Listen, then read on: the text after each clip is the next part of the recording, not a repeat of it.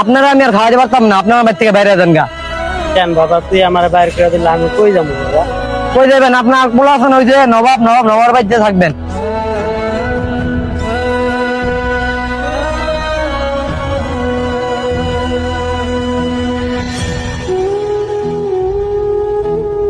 বাবা কি হইছে? বাবা তোর ভাই আবার বাসার থেকে বের করে দিচ্ছে। ভাইয়া আমারে কিন্তু বাবাই তোমার মতো লেখাপড়া করার নিগা। আমি মূর্খ সূর্খ মানুষ, কিন্তু বাপ মার যত্ন আমি ঠিকই নিতে পারি।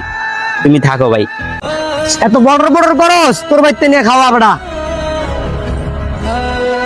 তুমি আর ফল তুমি পাইবা।